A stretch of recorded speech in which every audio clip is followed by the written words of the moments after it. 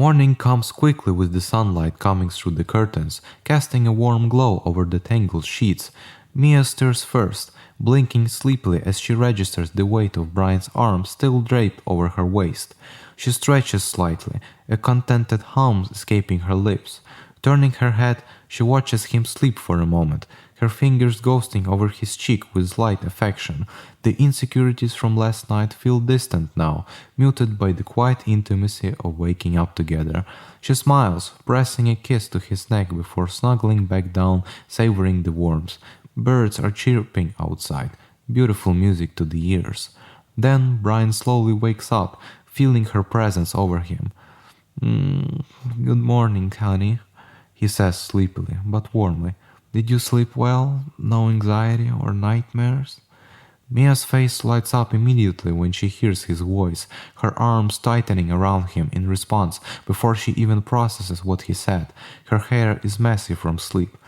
Best sleep ever, she murmurs as her leg hooks over his lazily. No bad dreams or anything, just you. Her fingers walk on his chest. How about you, darling? Do you want to sleep a little more? Or... The question remains unfinished until Brian gently puts his fingers on her lips. Or would be later only if we start with our plan, he softly says. Don't worry, I'll make sure to give you a bigger reward. All slow and steady, alright? Mia giggles slightly from the touch, brightening into something warm and playful. Sounds perfect, she murmurs, especially the reward part. She grins and then rolls onto her back, stretching her arms. Okay, but first, she props herself up on her elbows. Black coffee, and then we can tackle the world, or at least the kitchen. Her light yawn is an adorable sound to Brian's ears. With renewed energy in her movements, Mia gets out of bed but stops near the door to look at him. And maybe we can make those banana oat cookies first, for the walk? She's hopeful, already planning, but wants to make this mean something good instead of something scary. Yep, but also I need some data for calculations too. Brian also gets out of bed. Since we haven't had breakfast, we should weigh ourselves. Don't worry, please, nothing to be scared of, okay? I'm with you on this too. This way, we could track progress and make sure everything is working. Mia tenses for a second after his words, feeling uncomfortable even hearing the word scale. Brian notices this, stepping closer to her. If you're feeling a bit scared of the stupid number, then... He kisses her deeply for a good moment before pulling back. There, no more fears. She gives herself up for that kiss, happily smiling from the feeling. Okay, yeah, that makes sense, she says, trying to nod, but it mostly looks hesitant. Data, right, for the plan. After a deep breath, Mia grabs his hand to squeeze it before speaking again. Only if we do it together. But coffee first. Her last words are playful as she walks to the kitchen to grab her favorite mugs, one with a character holding a leek and the other eating a baguette. The smell of brewing coffee starts to fill the space. Mia breezes in, preparing herself for the next steps of the operation. As the drink is ready, she pours the liquid into the mugs and holds one to Brian. He takes it, taking a sip. Perfect as always. Thanks, babe. Mia hums in satisfaction, but then it slowly fades away as she watches him bring the scale. Her fingers tighten around her coffee mug. Brian steps on it. 70 kilograms, pure muscles for my 180 centimeters height. He giggles slightly before pulling out the phone to perform some calculations. Okay, my body mass index is 21.6, and the healthy range is between 18.5 and 24.9, so it's good. Now your turn, Mia. I need your height and weight for the analysis. She takes a slow sip of the coffee, mostly to stall, her eyes flicking between Brian and the scale like it might suddenly grow teeth and bite. Okay, Mia sets the mug down carefully, her hands shaking a bit.